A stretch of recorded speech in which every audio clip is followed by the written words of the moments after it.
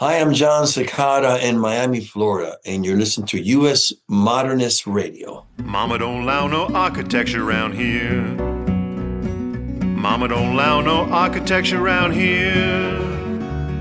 Oh, I don't care what Mama don't allow, gonna draw mine modern anyhow. Mama don't allow no architecture around here. Welcome to U.S. Modernist Radio, where we talk and laugh with people who enjoy, own, create, dream about, preserve, love, and hate modernist architecture, the most exciting and controversial buildings in the world.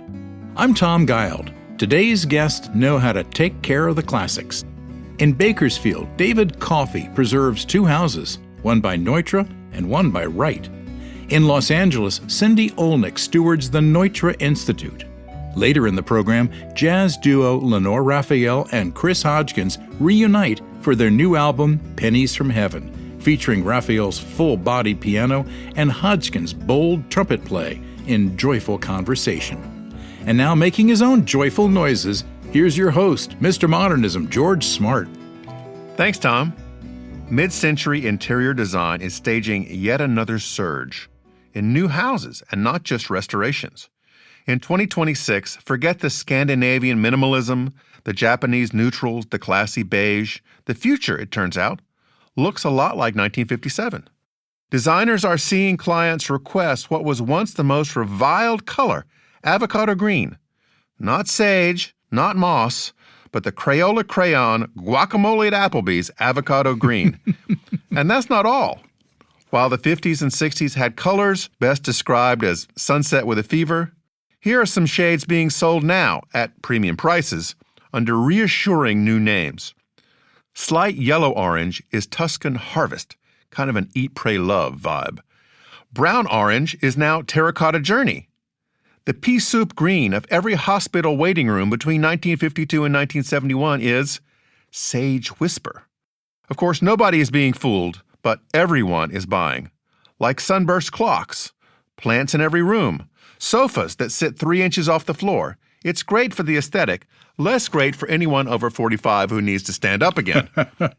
And shag carpet has been rebranded as textured pile for $15 a square foot. Your vacuum cleaner still will hate it, just like your grandmother's vacuum did.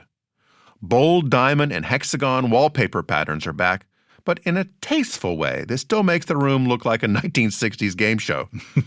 Perhaps no single element of the mid-century home has been more eagerly resurrected than the sunken conversation pit, a seating area deliberately dug into the floor, ensuring that everyone in the room is mildly confused about whether they need to take their shoes off.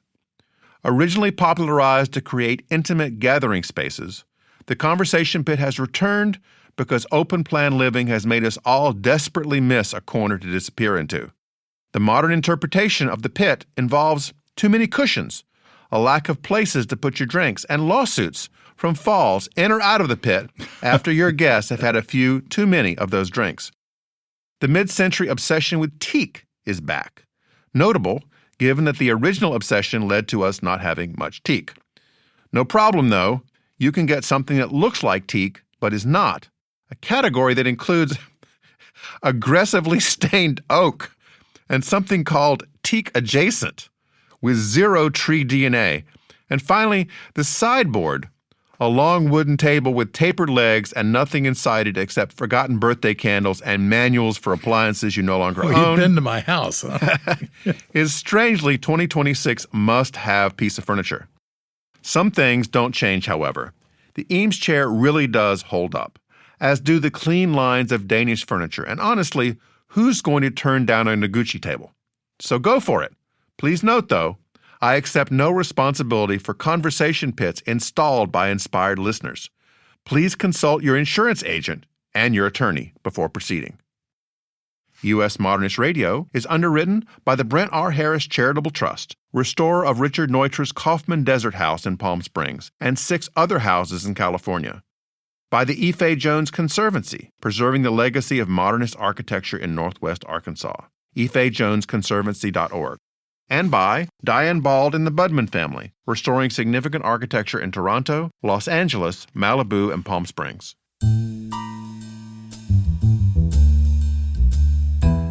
Bakersfield's David Coffey has dedicated his life to preserving and celebrating extraordinary architecture.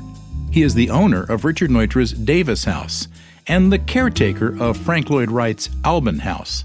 David has also curated programs like Masters of Modernism and Bakersfield Built to share stories behind these remarkable spaces. That's fascinating enough, but today we'll learn about modernism in a place off the beaten path, Uruguay. Here's George's conversation with David Coffey. I think it's fair to say that most Americans can't find Uruguay on the map. It has a population of about 3.5, 4 million people, which is less than many states in the U.S., and about half of them live in the capital and largest city, Montevideo. Is that how you pronounce it, David? Very good, George. All right. I'm not going to make the common mistake of calling it Montevideo. Correct. Very good. Tell me more about Uruguay and why it's so significant for architecture, particularly Art Deco. Well, it goes back to, I think, the educational system, really. There's a very good school of architecture in Montevideo at the National University.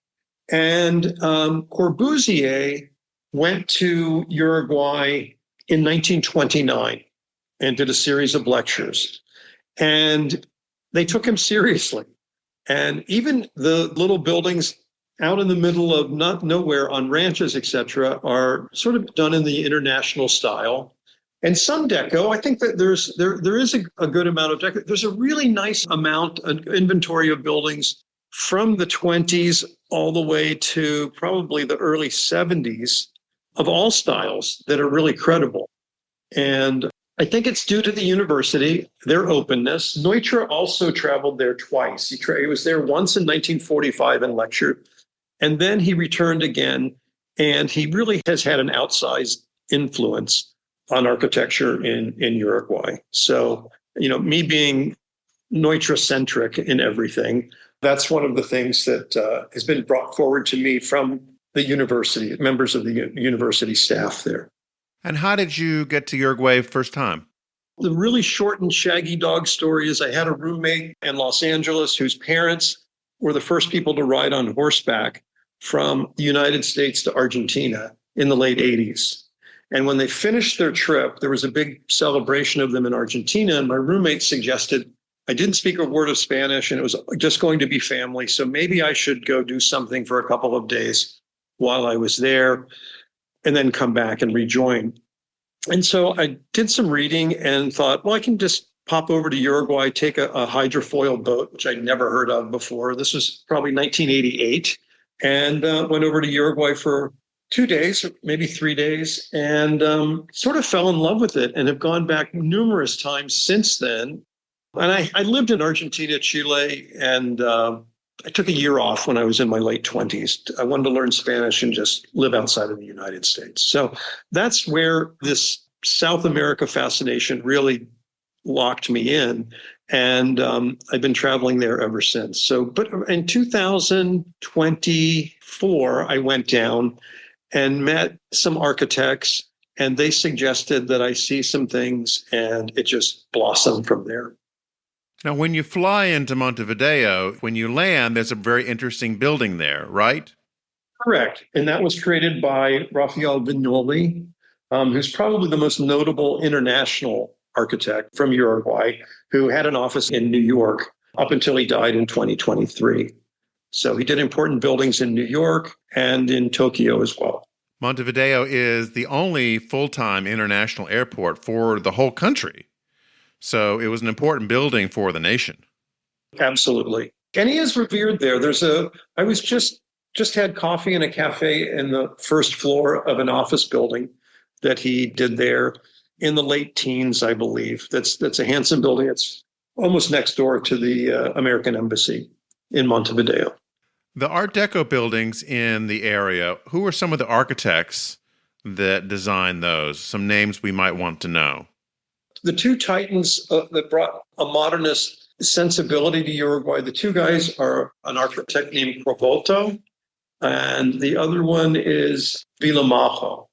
They started practicing in the late 20s.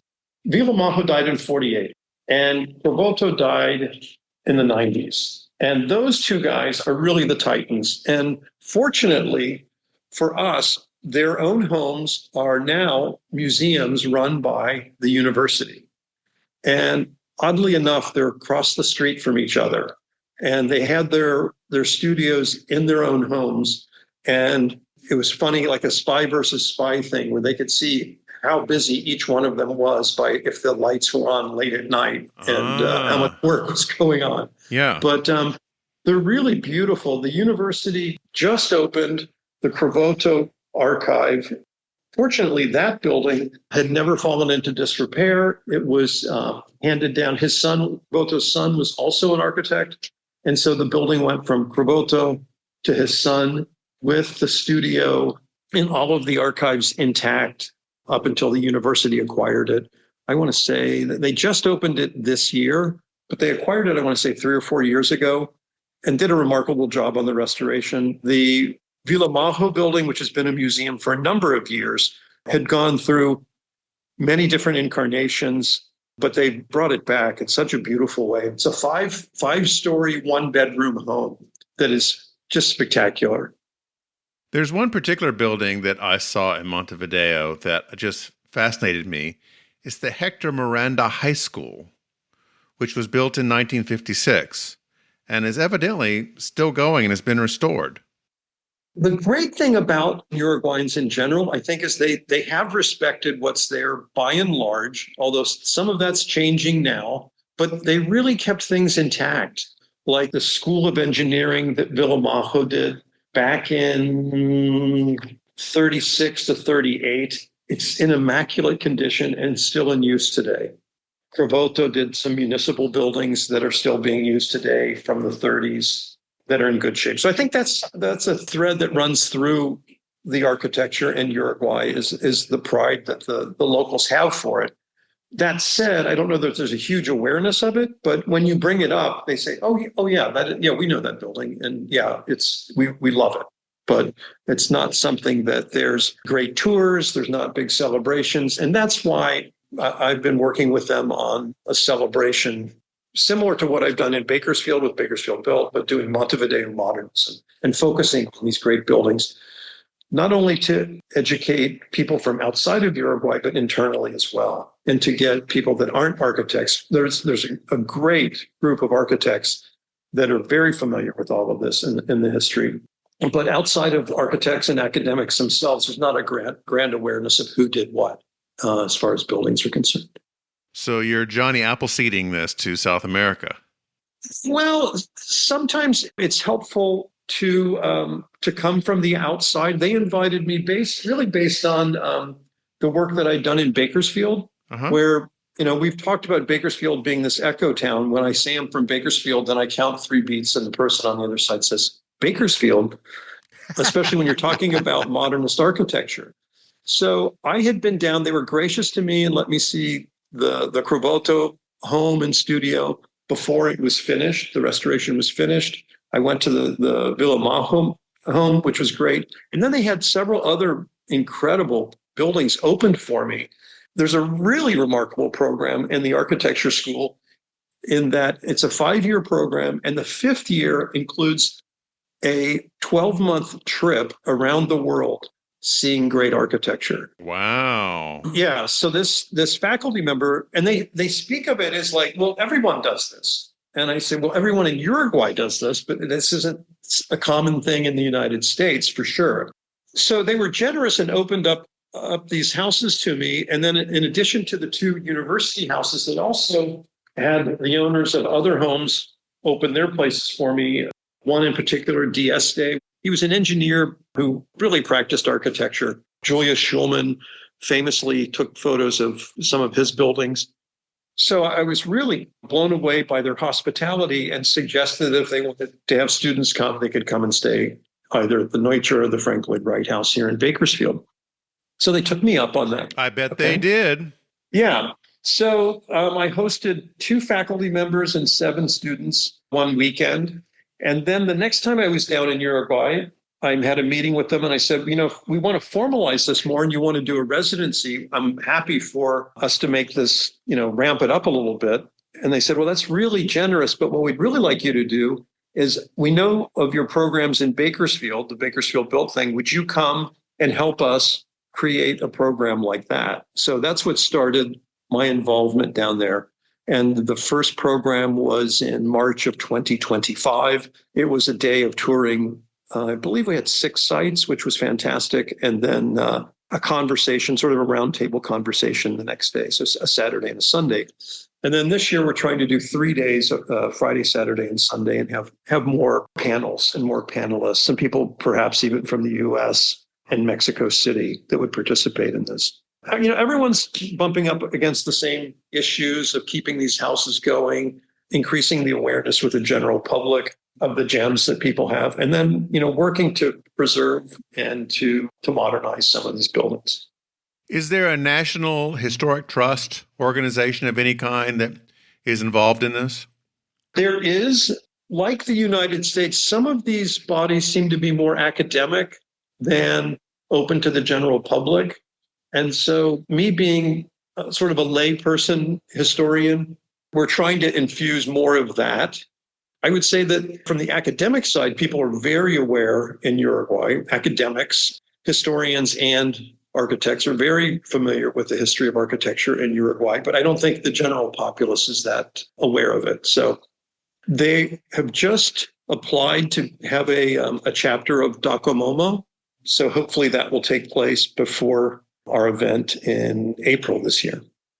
I think that would blend very well with Docomomo's academic focus and the architecture school in Montevideo. Yes. So that's great. And then there's a continuing tradition. So as I was talking about, they have this program where students travel around the world for 12 months. So it's kept this tradition going. And I believe that started back in the 40s.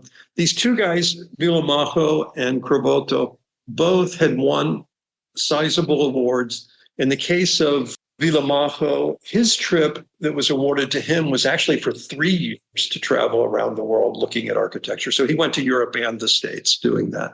So based on that, they came back and said, everyone should have this experience, and they baked that into the curriculum. And then there's some generational architects. There's an architect, a younger architect today, Pedro Livni, who is probably in his 40s and doing really, really beautiful work. His father was an architect. There's a very important family, the Lorentes, Raphael Lorente, and his son, who's referred to as Pali Lorente, is 80. He's 86, still writing. I don't know that he's practicing architecture, but he's writing about architecture. He's an artist, a visual artist, and an author. He writes books on the history of architecture in Uruguay and lectures probably, a half a dozen times a year. He's very, very active and a gem of a resource for Uruguay. Is there going to be a book, David? Are you going to work on something like that? That I hadn't thought of it. No one's talked about it. There are several good books on Uruguayan architecture. There's a monogram of Villamajo that just came out called Universo Villamajo that is excellent. As I said, Pali Lorente is probably one of the best resources for that. But I think there should be a more encyclopedic overview. And I know one historian in particular that is very active in writing that would probably be up to the task to do that. She's one of the people that's represented to me how important Neutra was to architecture and the style of architecture in Uruguay. That his visits were very instrumental. Well, David, this is really fascinating, and I wish you the best of luck in your conference. I know it's going to bring a lot of noted attention to Uruguay. Thank you. George was speaking with David Coffey.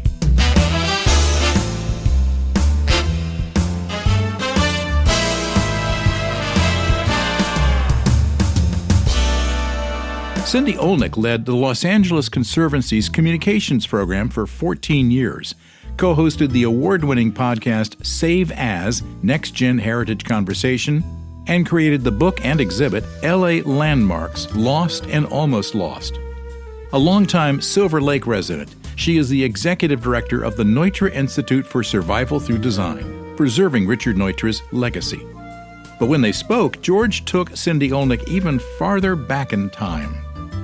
Cindy, before we talk about Neutra, let's talk about another famous mid-century icon, and that is Weeki Wachee.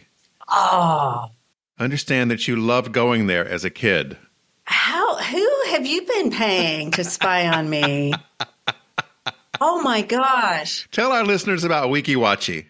Well, I was there on Christmas Day a few years ago. Yeah, so I grew up in Columbus, Georgia, and our sort of summer vacation car trip route and always included Weeki Wachee, which is a mermaid park, of course, with live mermaid shows.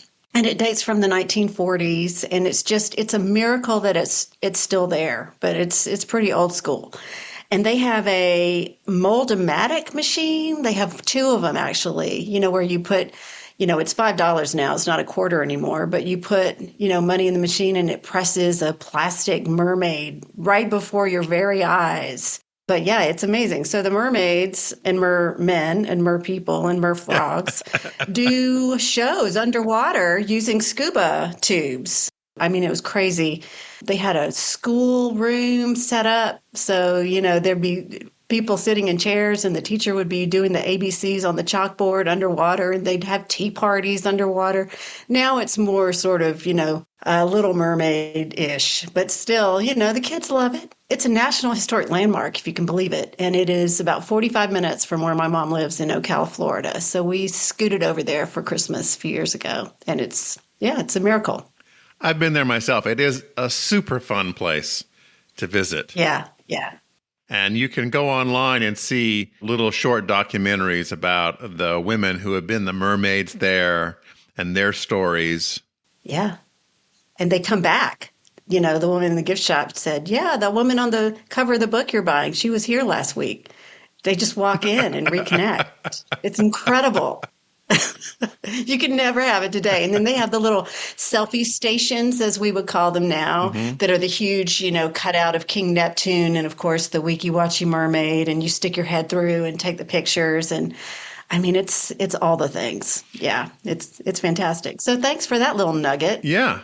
What I remember are those little plastic oranges that they would sell the drinks in. Yes. You would take them home and try to put your own orange juice in them or something. Absolutely. I was partial to the grape. Okay. Yes, but yes. Oranges, grapes, all the things. Well, in Florida, of course, you got to have oranges. Did you grow up in North Carolina? Yes, I grew up in Raleigh, but I got to visit Weeki Wachee fairly late in life. This was about like 8-9 years ago. Okay. Because I'd always wanted to go. I'd always heard about it. My grandparents had gone, way back and seen it. And they brought me back one of those little orange drink things, which we had for years, that had Weeki Wachee stamped on it. Oh, that's great. Right? Mm-hmm. So fast forward, and you are now the brand new inaugural director of the Neutra Institute. Congratulations. Thank you so much. I am really excited. And I started about a month ago. So, still getting our ducks in a row a little bit, but it is fantastic. I'm very excited. The Neutra Institute, compared to most organizations that support a particular architect or architects, is extremely well organized. Raymond has done a great job over the years of pulling things together. And you guys have some money, which is unusual. You have some property, which is great. I mean, you're really kind of poised to do something fantastic with this institute. Right. That's part of the evolution, is that Dion Neutra, Raymond's older brother and partner in his father's firm, bequeathed the Institute 3 properties. He passed in 2019. And so he left the Institute the Reunion House, his home, and the Neutra office building nearby, and an apartment building that he designed, Treetops, which is right behind Reunion House. So he left the Institute some income-producing properties, as well as some educational properties, as well as some financial support resources to keep the work going. So after his passing, volunteer board, it's a very small, very active volunteer board, did a lot of work putting affairs in order, doing some repair and restoration work at the properties, and then started turning its eye toward the future and thinking about, what is the long-term impact and story of this organization that Richard Neutra himself founded in 1962 to promote, evidence-based design that serves people and the planet, right? So all the things that are commonplace today, sustainability, nature, indoor, outdoor, neuroscience, research-based design, all those things he was espousing and working on decades and decades ago. So now we're in a good place to start thinking about that. And in addition to preserving and stewarding and sharing the properties and the Neutra legacy, really connecting those dots and connecting the Neutra philosophy with what's happening now and bringing people together and advancing the ideals that will help us hopefully survive through intentional design that promotes health and well-being. One of Neutra's books was Survival Through Design. Correct. And a theme of the Neutra legacy ongoing. What is Survival Through Design exactly? That is the title of his 1954 book, which was a collection of his writings. He wrote and spoke and taught throughout his career. So he collected his writings in this book, and it basically is his philosophy in different aspects. He wrote it in the mid-20th century. He definitely supported industrial design, prefabrication, innovative technology. He combined that with nature in his designs, going back to, how humans evolve. So, a lot of his hallmarks, like the spider leg, for instance. Your listeners may know about the spider leg, which is a hallmark of his designs where a horizontal beam extends beyond the envelope of a building, sticks out, and then is supported by a post that goes into the ground. That doesn't just look cool. That actually scientifically is designed to draw your eye out through the horizon and mimic sort of the canopy of a tree out on the savanna in East Africa, where humans first started evolving. So there's a lot of intention behind his designs. And so he was connecting the dots then even and talking about how it wasn't just a good idea, but it was really urgent at that point in our history to start taking health and well-being and biology and neuroscience into consideration. Design could and should help the human race survive. Now, in applying all these philosophies, would it be fair to say that Richard Neutra's breakout house that really put him on the map was the Lovell Health House in L.A.? Yes, definitely. And that was, in the 1920s, 1928, 1929, it was finished. And it definitely embodied a lot of what he was talking about. I mean, his client, Lovell, that was his intent. He wanted a house that embodied and fostered healthy living. And Neutra really delivered. This was an incredible house. Harwell Hamilton Harris, another famous architect, was the project architect that worked with Neutra on the house. And once it was built, Neutra conducted tours, which attracted more than 15,000 visitors. It was included in a 1932 Museum of Modern Art exhibition and then sold a couple of times. Ended up in 1960 with Morton and Betty Topper, and she lived there for about the next 60 years. It appeared in the film L.A. Confidential, and it was sold last in 2021 and is undergoing an extensive renovation right now by Escher Gunawardena in Los Angeles. Mm-hmm. Frank Escher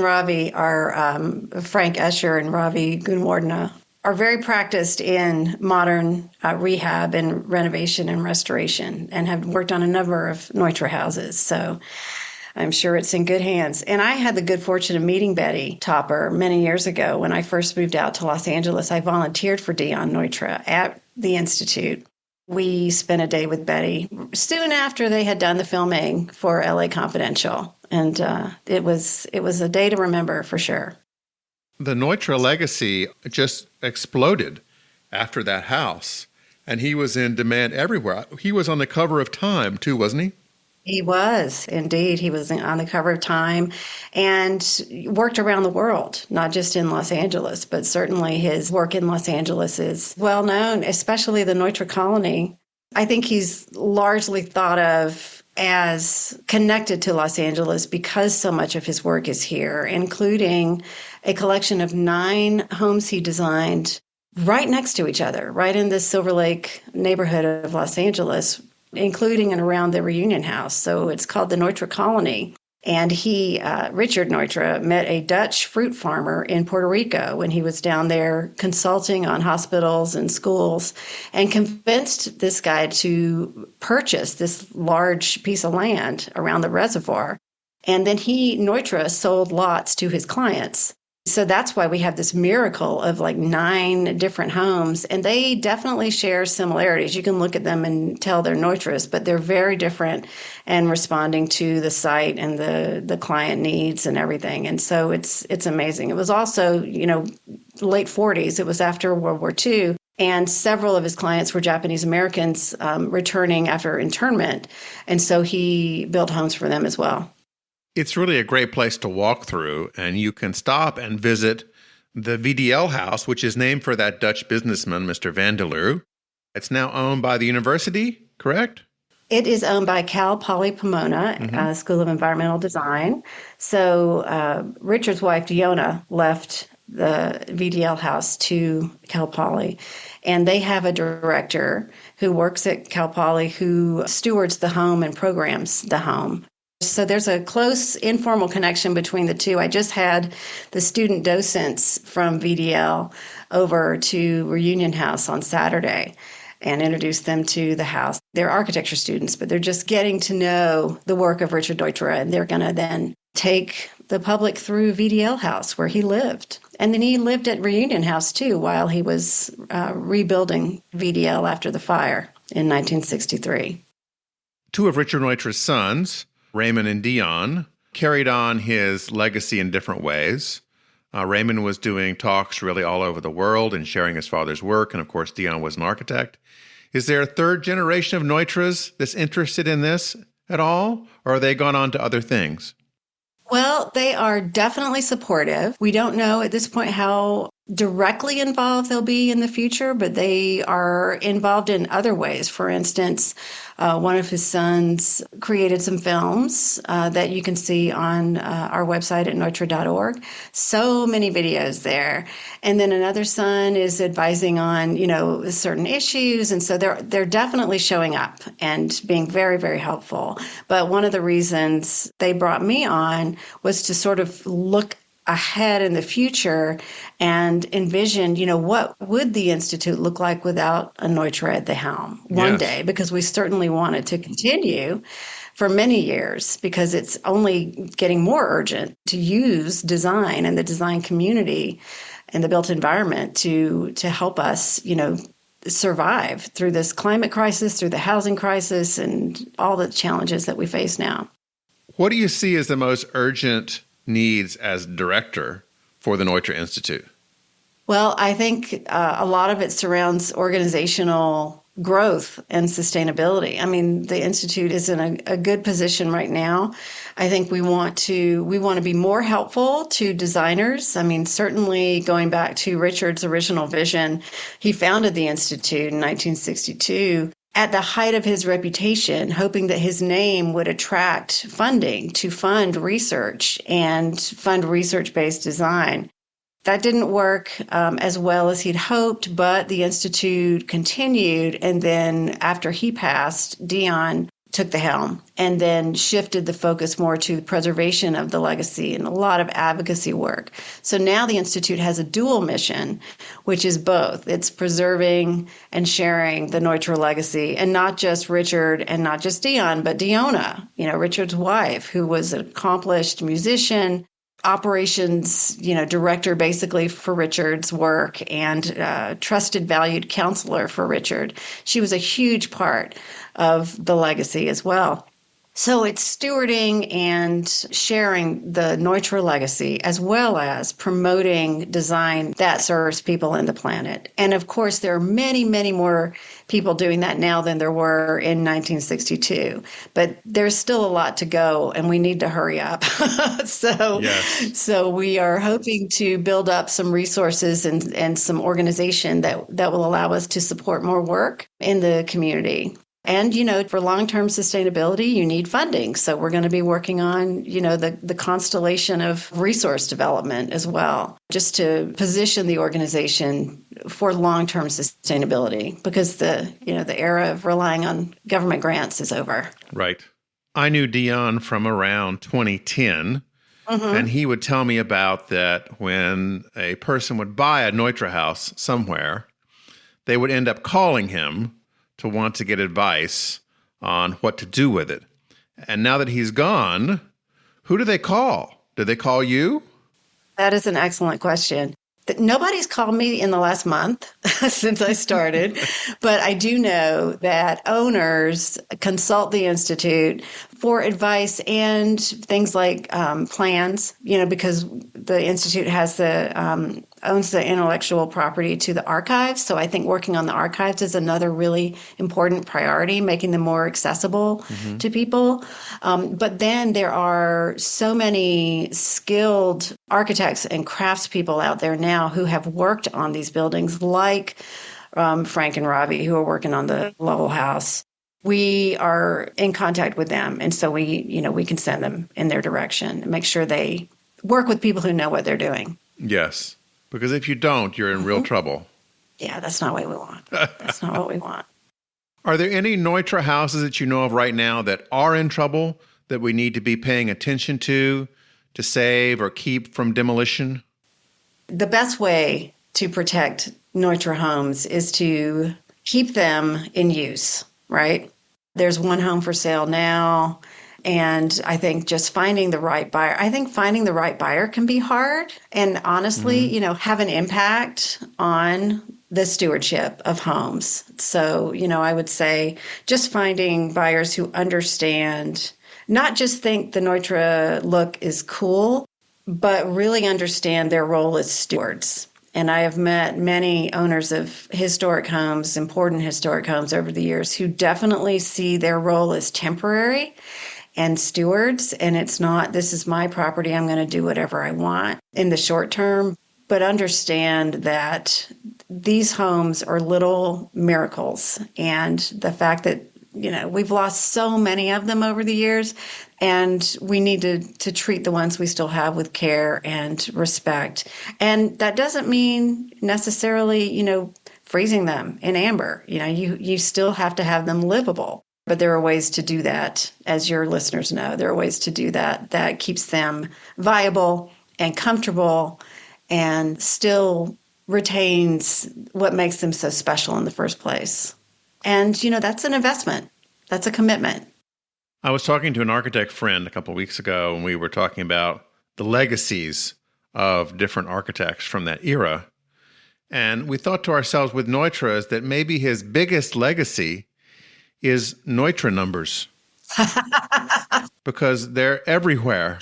The house numbers. The house numbers. Yeah, there is House Industries designed those house numbers, I believe. And now there are Home Depot versions of them for sure. Yeah. So, but that look, if you see an orange door, you'll probably see a Neutra house number somewhere nearby. Oh, yeah. Yeah.